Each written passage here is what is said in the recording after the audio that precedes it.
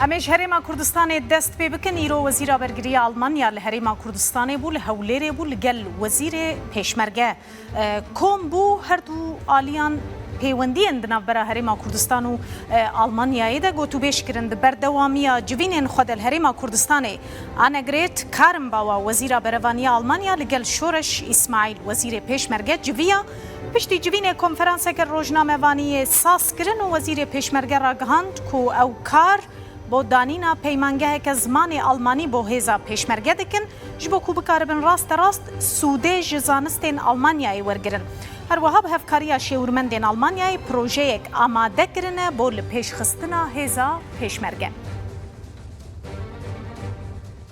هر وها لم چند روششا خریشی او بوین که پیکوا پیمانگایکی فێربوونی زمانی ئەڵمانی و ئینگلیزی بکەینەوە بۆ ئەوەی ئەفسەرەکانی ئێمە بتوانن بە باشی زمانی ئەڵمانی فێر ببن و بتوانن ئەو زانستە و ئەزمونە زۆرەی کە ئەڵمانیا هەیە ڕاستەوخۆوەری بگرن. ئێمە لەگەڵ ئەڵمانەکان و تیمی سەربازی ڕاوێژکارەکان و ڕاهێنەرەکانیانە پرۆژەیەکی چاکسازی و استراتیجی فراوانمان پێکەوە ئامادە کردووە. هەنگاوی سەرەتاییمان ناوە و چوینەتە پێشیشەوە. پێکەوە ئەم بەرنامەیەمان داناوە و پێکیشەوە ئومێدم وایە بتوانین بیگەێنینە ئەنجام ئەویش خۆی لە ڕێخستنەوە و لە بەهێزکردنەوە و بەرزکردنەوەی تواناکانی هێزی پێشمەرگەی کوردستاندا دەبینێتەوە هەتا بتوانین هێزی پێشمەرگەی کوردستان باشتر ڕێک بخەینەوە قیادەی باشتر بێ کۆنتڕۆڵی زیاتر بێ.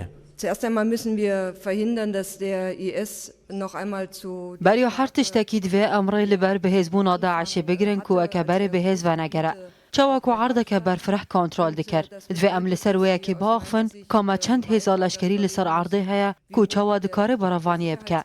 دوی ری لبر وان بینگرتن که دناوا خلکی دا به حزب نبن و باندرو لخلکی نکن. با اولهی عراق و دور گرنگ که کوچبر وگرن. دوار آبوری دا دوی تدبیر بین ورگرتن او همو پرسن که دوی بین برسفدان اگر کسن وی نبن نکاره شهر بکه. دوی چافکانی وی به حش کرن.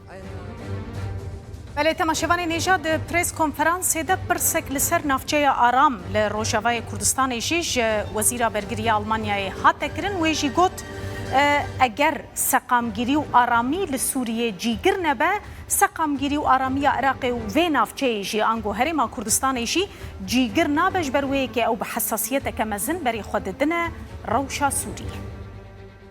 Wir wissen, dass eine sichere und eine stabile... جبوكو أودر وعراق جي آرام بن دوي روشك أوله سقام جل لسوريا هبا جبويجي أم بحساسية كمازن لسوريا دنرنو أم دخوازن همان تدبير أولكارية لورجي بين ورقرتن